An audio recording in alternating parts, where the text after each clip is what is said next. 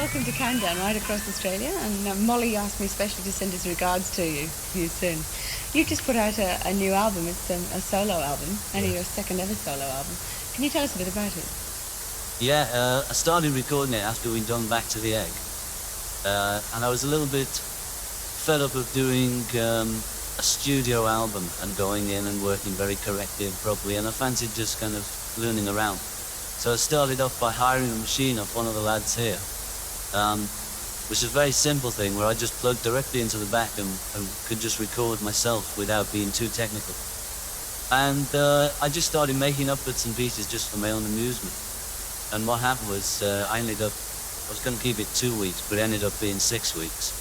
And I was going to just do a couple of tracks, but it ended up being about 18. So in the end, I played it to a couple of people, and they said, "That's your next album, isn't it?" I said, "No, not really, it's just for my own amusement." They said, "No, that's your next album." So I said, "All right." You played every single instrument on it, didn't you? Yeah. Bass, drums, bass of course. Yeah, that's keyboards? Yeah, keyboards, yeah. And a gizmo even. Well, like anything I could get my hands on, really, because as I say, it was just for my own pleasure. So I was really just enjoying getting on this instrument, just playing around until I found a sound on it that I liked. And I just say, okay, now we'll put a bit of this down and try and make something up. So it was done the backwards way from how I normally do it. But I do love playing like all different instruments. I just like that, you know, it's like a hobby. What's happened to Wings? And when I recorded this, that was last summer, 79. Since then we played a British tour with Wings, and then we were scheduled to go to Japan, but I had a spot of bother there and that didn't come up. So since then, actually, I've just been getting this album finished and releasing that, and I think Danny's doing his own solo stuff. So we're taking a bit of breather with Wings and deciding what we want to do next, rather than kind of just rush into anything for the sake of it. Will you be getting back together with them? I should think so, yeah. We're kind of talking about it and thinking about it. But everyone's onto their solo things just at the moment. Here we are today at Abbey Road Studios, where you used to record with the Beatles. Yeah. Does that bring back fond memories for you? Yeah, well, I've recorded here quite a lot anyway, even without the Beatles. So, well, it is. It's like one of the favourite studios. This is where I made my first record with the Beatles. Terrified out my mind. One Countdown viewer, a young viewer, wanted to know if the other Beatles were still alive. Well, your guess is as good as mine, actually. Do you ever see any of the other three guys? No, they are actually alive and kicking, and all very well, and doing their own thing, and enjoying themselves. Does the media campaign to get the Beatles to reunite annoy you? Yeah, a bit, you know, but there's nothing you can do about it, so I don't get really annoyed. It's just one of those things, you know, when you reach a certain level of fame.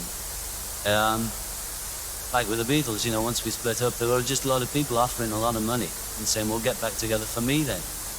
But the trouble is that if you were even going to consider doing something like that, you'd have to have a really great enthusiasm within the group, because, you know, you can't just start things just for some money and go and do it. Not a thing like that, anyway. So the missing factor is the enthusiasm at the moment, which is fair enough, you know. I mean, we did our bit.